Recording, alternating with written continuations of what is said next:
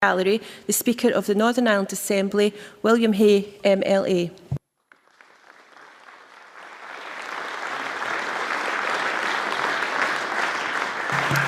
The next item of business is questions to the First Minister. Question number 1, Joanne Lamont.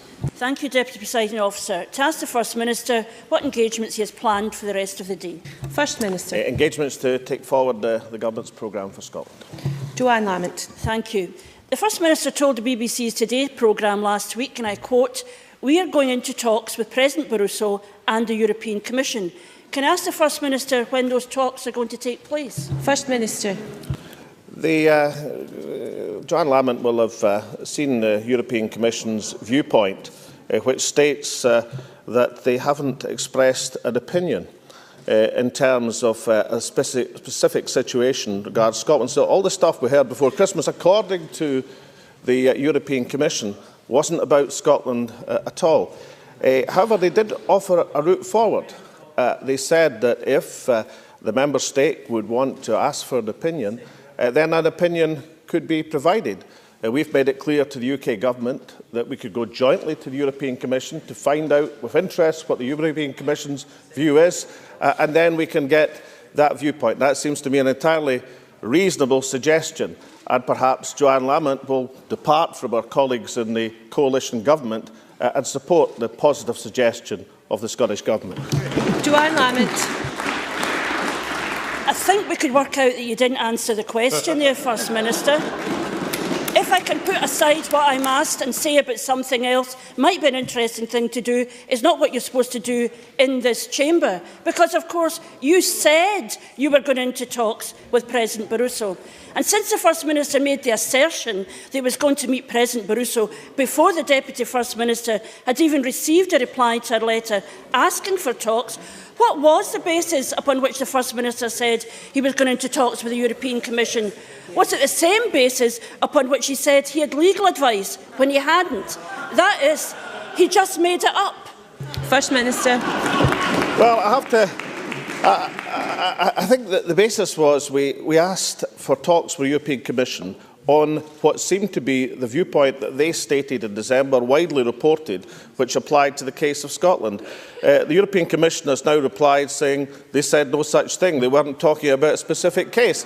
However, I think it would be useful for the European Commission's viewpoint to be heard. I want to see their opinion, and that's why the Deputy First Minister has indicated that we'll go jointly with the UK Government, if they agree, to find out what the European Commission think. Of course, we've had since December some other important opinions on this matter. Sir David Edwards, the former judge at the European Court of Justice.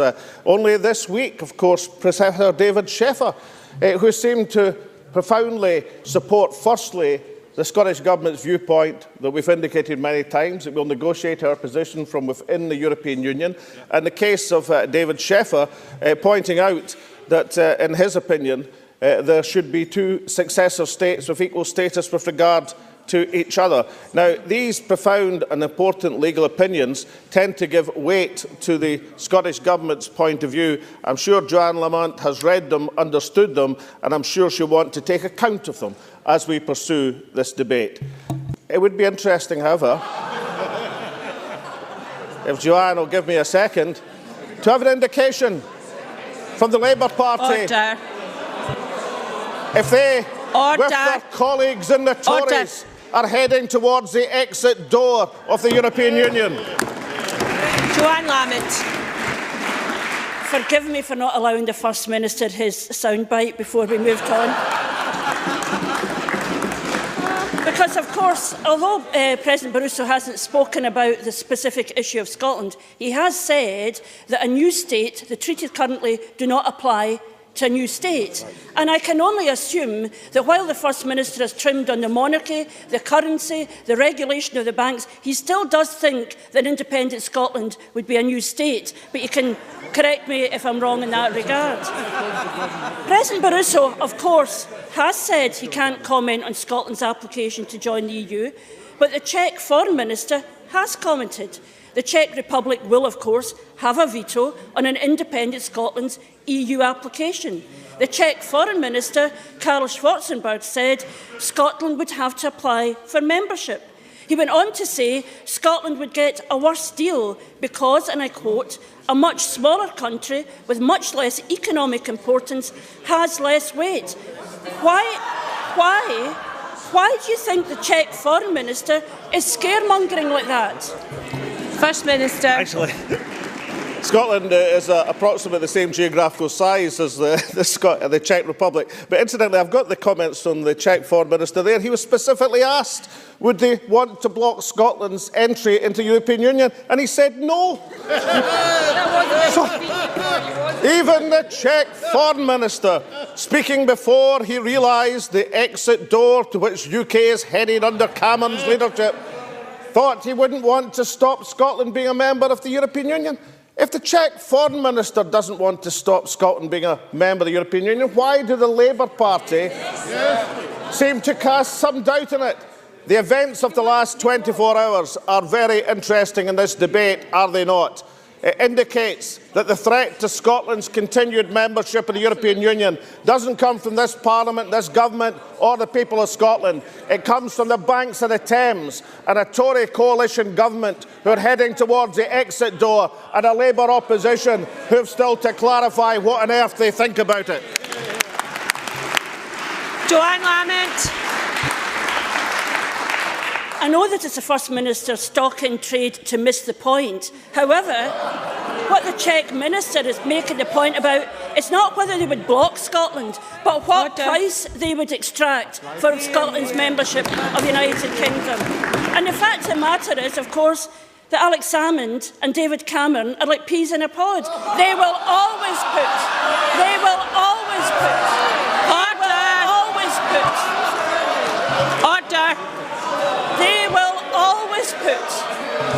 Their party's interest before the interest of the people of this country. For there is nothing quite so negative as trying to mislead the country, and perhaps that's why support for independence is at its lowest since devolution. Perhaps the people who hear him say he has legal advice when he hasn't don't believe him anymore. Maybe the pensioner lying in a trolley in a freezing corridor doesn't believe him when he says he's doing a great job with the NHS. And maybe when he says he's doing everything he can to create jobs and then goes on a £500,000 trip to the Gulf, people don't believe him. Because the reality is, Alex Salmond cheered the Tories into Downing Street. Alex Salmond cheered the Tories into Downing Street. He sees Tory welfare cuts as an opportunity for his party. And he celebrates Tory mistakes on Europe.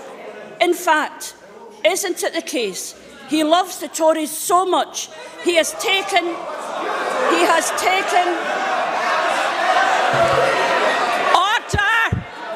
Order! Let me try it again so you definitely hear it.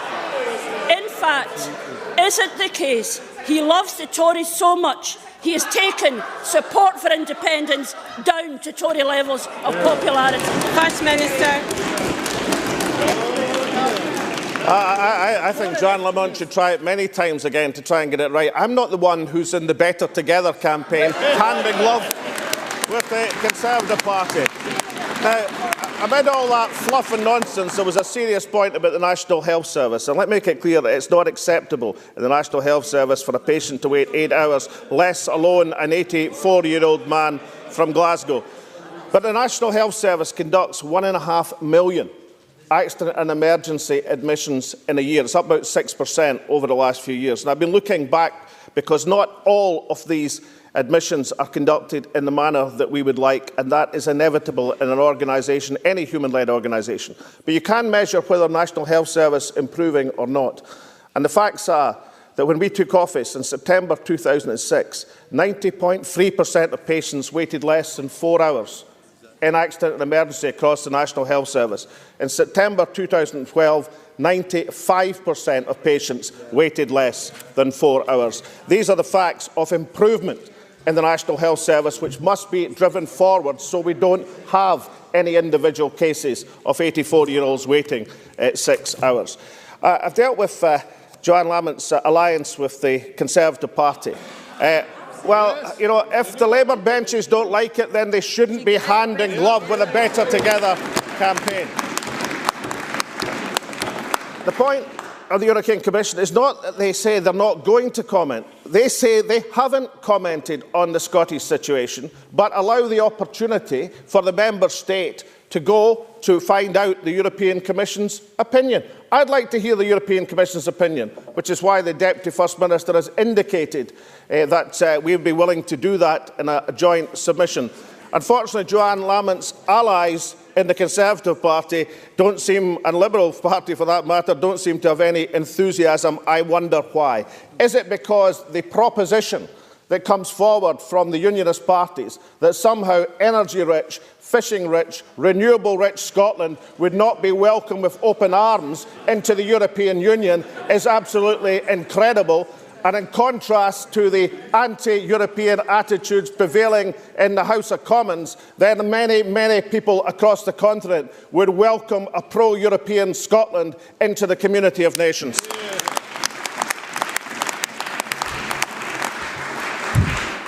I'm calling Joanne Lamont again because I expect any member in this chamber to be allowed to be heard when they ask their question. Joanne Lamont. Thank you very much, Deputy Presiding Officer. Can I make just two very brief points? The SNP's position in Europe seems to have changed from, of course we would be a member, to why wouldn't we be a member? We need to have certainty. But on the question of the health service, it is not good enough for a First Minister to come here and say everything is fantastic, and for policy to shift and be driven by the fact that a newspaper and a journalist raised these questions. It's about time the First Minister got his Health Minister to make sure that this NHS was safe, rather than simply responding to scandal stories that have to come into the papers in order for there to be action. First Minister. Firstly, let the record show I never said anything of the sort. On the contrary, I pointed out that 1.5 million admissions to accident and emergency, then any human organisation, some people would not be treated as we would like. That is not acceptable. And I specifically made the point that it isn't acceptable for an old person to wait that length of time in a trolley in a Glasgow hospital or anywhere across the National Health Service. But of course the point that Joanne Lamont didn't like is we can tell through the statistics the improvement in the National Health Service in accident and emergency. And if it was unacceptable now, as I say it is, for anybody to be in that position, wasn't it more unacceptable in 2006 when the Labour Party were in power and many thousands more people were in that position in the National Health Service? And a National Health Service that conducts itself and deals with 7 million treatments over the course of a year, 1.5 million in accident and emergency, should be seen as a health service and its workers performing in the interests of the nation. And one last point about accident and emergency. Thank goodness Ayr and Monkland accident emergencies are still open and not closed as the Labour Party would have done. Question number 2, Ruth Davidson. Thank you, Deputy Presiding Officer. To ask the First Minister when he'll next meet the Prime Minister. First Minister. No plans, near future. Ruth Davidson. Well, despite the First Minister's protestations, there are many, many things on which there is clear blue water between us and Labour, not just on Europe. The difference is we are sound on Europe and they are not. We'd give Scotland a say and they wouldn't. And neither it would seem would the First Minister. And why is that? Why, when the research shows that twice as many Scots want a Euro referendum than want Scotland to leave the United Kingdom, why in his Scotland would he not give them their say? First Minister. Well, I'm delighted that there seems to be an implicit acceptance that the independence cause is going to win the referendum and put forward a position. The reason that the SNP advocate a position is we don't want to leave the European Union. So therefore we don't argue for a referendum on that case. But the Conservative Party's extraordinary position is that David Cameron says he wants to stay in the European Union. Indeed, when he's talking to other European leaders, he says he's the great reformer who's going to save Europe. But when he's running scared from his Eurosceptic backbenchers, he says it's an in-out referendum. And the interesting question is, after the negotiations, which are going to take 5 years, where is the urgency to have the Euro referendum that we used to have the Scottish referendum? If the negotiations fail, will the Conservative Party, will Ruth Davidson line up and campaign against the European Union? Or did David Cameron not bother to consult her when he made his speech yesterday? Ruth Davidson. The Prime Minister. Oh yeah, I saw it both this week and last. This week and last. Order. The difference is that the Prime Minister is ready to negotiate a better deal for the UK, and that Euro leaders like Angela Merkel are lining up to sit down with talks, and this First Minister can't get through the door in Brussels for a simple meeting. But I'm grateful to the First Minister, because this week something has become crystal clear. Vote for the UK, you have a chance of your say in Europe, vote independence, and he's telling you to pipe down and leave it up to him. Going on yesterday's social attitude survey, we all know which way Scotland is going.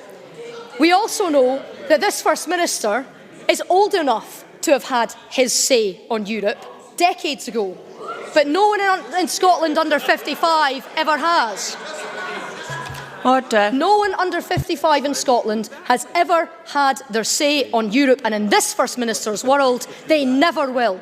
So the First Minister needs to explain to them why he would deny them their say. Can he? Why doesn't he trust them? Well, see if I can take Ruth Davidson through this. In her first question, she seemed to imply that she was at least admitting the possibility, perhaps even accepting that yes side was going to win the referendum. In her second question, she seems to have conceded the first elections for an independent Scottish Parliament. Because Ruth Davidson and her party, if they so wish, in May 2016, can go to the Scottish people on their platform of heading towards the exit door of the European Union. They can have exactly the same position as David Cameron has in 2015. But implied in the question is the acceptance that somehow Ruth Davidson has come to the conclusion that even under her dynamic leadership, the Conservative Party are not going to be threatening too many of the polling stations with victory in 2016. I think the circumstances of the last few days have fundamentally changed the independence debate in Scotland. The negative scaremongering, better together, Labour, Tory, Tory-Labour campaign has rested on the assumption that uncertainty was going to be created in terms of Scotland's position in Europe. It is obvious to any reasonable person now that the uncertainty in Scotland's position in Europe comes from the Conservative Party, led by the nose from Eurosceptics, and the compromises that David Cameron has had to make to hold on to his job. I doubt very much if the Scottish situation, never mind the Scottish Conservative Party, were any part of the Prime Minister's calculations. That's why Scotland is safer with independence as a European nation. A brief constituency supplementary from Hugh Henry. Thank you, Presiding Officer. On Monday night, there was a major fire at a recycling plant in Johnston next to residential properties in the town centre. Some local residents were evacuated and rail services to Ayrshire were halted. Will the First Minister consider a review of legislation to ensure that these operations are not located in such public areas? And will he ask his Minister to come to Johnson to meet with me and relevant agencies to discuss a way forward? First Minister. Well, I'm certain that Keith Brown and the Deputy First Minister will be happy to arrange a meeting to discuss the matter further. And I would have thought that a discussion of the matter and understanding the circumstances would be the right way to proceed, and then to decide what action needs to be taken as a result of that meeting. Question number 3, Willie Rennie. To ask the First Minister what issues will be discussed at the next meeting of the Cabinet. First Minister. Issues of importance to the people of Scotland. Willie Rennie. The First Minister has been an advocate of the Scottish Parliament all his political life. I can understand why he might not want to give up on his ambition of an independent Scotland. But can he tell me, if Scotland votes no, whether he would engage with other parties on further powers for the Parliament? Nicola Sturgeon has urged us all to work together if Scotland votes yes. Will he work with us if Scotland votes no? First Minister. Well, of course, the extraordinary position of Willie Rennie, my certain memory on this is he was desperate to avoid devil max or federalism on the ballot paper in the referendum. But of course, I go into the referendum campaigning to win, as the Yes campaign does. That's how we see Scotland's future. I have absolutely no idea, with the Liberal Democrats' multi-faced alliances between the anti-European Tories and no further devolution Labour Party, where on earth the Liberal Democrats now stand. Willie Rennie. The First Minister knows the referendum is about whether Scotland stays as part of the UK or not. Even his own consultation rejected a second question. I don't quite understand why he's so shy about this. The Liberal Democrats have published our plans for Home Rule in a federal UK. Reform Scotland has produced Devo Plus, and the IPPR's Devo More is out tomorrow. There is a consensus emerging on more powers from all those plans, and it seems to be endorsed by members of the public. Will he at least consider working with me and others on a new constitutional future if Scotland votes no? His deputy wants partnership. That's reasonable. Why doesn't he? First Minister. Well, I do accept one thing. If you look at the social attitude survey, it shows a strong support for the Scottish Parliament increasing its powers. It also shows strong support for the Scottish Parliament have full powers. And it also shows majority support for the Scottish Parliament controlling items such as social security, which I don't think have even featured in any of the Liberal Democrats' proposals. But I find this attitude surprising. The Liberal Democrats were extremely coy and reluctant to have a referendum at all at one point, and then to have anything else on the ballot paper. Now, apparently, we should revisit that in some way, or try to rearrange the furniture. I don't see how that is tenable. The Liberal Democrat Party wouldn't go into alliance with the SNP at one point because we wanted a referendum on independence. Now they're in alliance with the Conservative Party, who want a referendum on Europe. So, if the Liberal Democrats are willing to introduce the European principles because they have office in the House of Commons at the present moment, then I don't think that many people will regard them as the most reliable allies in terms of the Scottish self-government cause. So my proposition to Willie Rennie is, given that in the past, at least, Liberal Democrats have expressed the strongest support for Scotland having the strongest possible powers, why doesn't he desert the Europhobic Conservatives and the No Further Labour Party and come and join the Yes campaign? And then we can campaign jointly to take the Scottish people into a position of real self-government. Question number 4, Bill Kidd. First Minister, what the Scottish Government's position is on the recent report in the Scotsman newspaper that Scotland is receiving less than its population share of defence spending. First Minister. Well, the Freedom of Information on which the Scotsman article is based reports that between 2007-8 and 11-12, Scotland received £1.9 billion less than its population share of government spending on major EU-exempt projects. The Scottish Government's position that Scotland's interests best served under independence if this Parliament could take decisions on these matters, allowing our defence and shipbuilding industries to flourish. I noticed that was backed by Ian Godden, former chairman of the defence industry leader ADS, who recently said in evidence to the Scottish Affairs Committee, quote, "Scotland can maintain its position in defence interests because there is an industrial and engineering capability that Scotland has got which makes it attractive." Bill Kidd.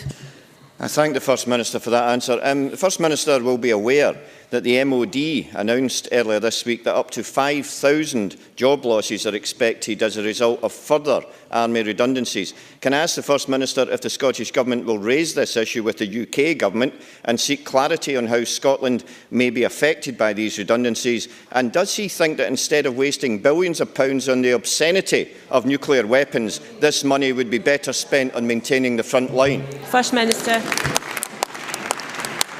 Yes, I do think that, and I think that the Conservative-led government, which has regarded defence as a major issue in the constitutional debate, should actually explain why people who have potentially been on the front line fighting in Afghanistan are going to come home for P45s under their formulation. Most people, most human beings would find that a disgraceful perspective under the Conservative Party.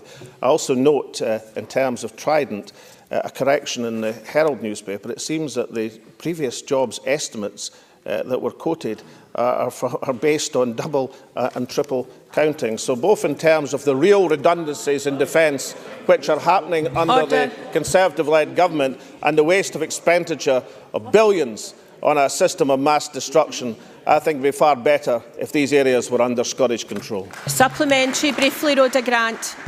Thank you, Presiding Officer. The First Minister will be aware that the Scotsman report did not cover all MOD spending in Scotland, including the cost of extensive world-class protection for our oil and gas rigs in the North Sea. Can you tell me, if Scotland were to leave the UK, how this protection would be provided? First Minister. Well, by the Scottish Conventional Defence Forces, and the advantage would be we'd have conventional forces protecting Scotland's interests and partnership with our allies, as opposed to wasting billions on an unwanted, unusable system of weapons of mass destruction that the vast majority of Scottish MPs and the overwhelming majority of MSPs in this chamber have voted against. And I think Rhoda Grant, if she actually believes in this Parliament, believes even in the views which has been expressed by many people in the Labour Party, how on earth can she accept a situation of billions of expenditure wasted on Trident while conventional forces are being run down? And why can she possibly defend, in the system of public spending cuts that we see across the UK, these billions going into weapons of mass destruction? I think she should look to her conscience and come up with a different answer. Question number 5, Drew Smith. Thank you, Presiding Officer. To ask the First Minister what the Scottish Government's response is to the Joseph Rowntree Foundation report suggesting that a boy born in one of the most deprived 10% of areas has a life expectancy 14 years below that one born in the least deprived areas. First Minister. Yeah, I think both the report and the member makes a profound point. I think health inequalities are a huge priority and should be across this chamber. I would draw attention that there was within a report which makes some very serious reading for us all. One welcome piece of confirmation that the child poverty rate in Scotland had dropped 10 percentage points in the decade to 2011, from 31% to 21%. That is still far too high, but it does represent a significant measure of improvement. Drew Smith. Thank you, Presiding Officer. The First Minister is right that previous governments have been able to lift both the Scottish Government and the UK Governments working together a third of children out of poverty, and the current coalition government's policies make our task harder but are not excuses for despair. So does the First Minister agree with the JRF authors who were in Glasgow on Monday and were straightforward? Scottish ministers already have powers needed to make a real difference to health inequalities. The authors were clear. The poor can't and shouldn't have to wait for a referendum. So does he further agree that the young boy described by JRF and many like him, including in my city of Glasgow, need the Scottish Government's help now? Can we expect any change in the First Minister's policies or priorities as a result of this report, which recognise that some initiatives, particularly in public health, help the better off most? First Minister. The Deputy First Minister, I understand, spoke at the conference, and therefore we treat the report seriously and we treat the contents of the report seriously. However, I think Drew Smith is going to have to come to terms with what is an unavoidable fact. There is absolutely no question whatsoever, a major determinant of the immediate causes of poverty is what's available in the social security system. That system is run at Westminster at the present moment. As far as I know and understand, the Labour Party supports it being run from there. The report details the substantial threat to the incomes of families in Scotland from the changes that are going through in social security at the moment. Drew Smith is aware, or should be, of the measures that the Scottish Government, supported in this chamber, have taken to try and ameliorate some of the very worst effects of these social security changes. But wouldn't it be a fantastic position, instead of embarking on amelioration, we actually controlled these issues in Scotland and could decide and dictate on policies and try to turn back that threat to some of the poorest families in our land? Briefly, Christina McKelvey. Thanks very much, Presiding Officer. Last week, the Child Poverty Action Group said the Westminster Government's policies, and let's not forget a welfare reform policy started by Labour, would result in a staggering 1 million more children being dragged below the poverty line by 2020. On a simple population share, that means 85,000 Scottish children pushed into poverty by a government we didn't vote for. Does the First Minister agree with me that the only way to protect those children is independence, and we really are not better together? First Minister. I agree that those in the Labour benches who bemoan and oppose and who say they're opposed to what's happening for Westminster Government should at some stage come to the conclusion, if they support Westminster Government having the power over these areas over Scotland, then they are implicated in the decision that that government takes to reduce people in Scotland to penury. There is no escaping the fact, if they want different policies in terms of social protection in Scotland, then they must, absolutely must, be controlled by this Parliament. So perhaps at some stage the Labour Party will catch up with the attitudes reflected in the Social Attitudes Survey and look and support social security coming under the province and power of this democratic Parliament in Scotland. Question number 6, Dennis Robertson. Thank you, Presiding Officer. The First Minister is probably aware that this is Cervical Cancer Awareness Week. What steps can the Government take regarding the education and awareness for cervical cancer? First Minister. Well, it's certainly correct, as Dennis Robertson indicates, that the earlier cancer is diagnosed, the better the chance of a complete cure. We know that screening is the best way to detect cervical cancer at its earliest stage, and every woman in Scotland between 20 and 60 is invited to be screened every 3 years. As well as information on screening, each invitation includes information on the signs and symptoms of the cancer. This week's Cervical Cancer Prevention Week. This is the week, and the message from this Government, and I'm sure for the whole Chamber, is that anyone experiencing these signs and symptoms should see their general practitioner straight away. Dennis Robertson. Thank the First Minister for that answer. I'm sure the First Minister would with me congratulate the Joe Cervical Trust and the awareness that they bring to women throughout the country.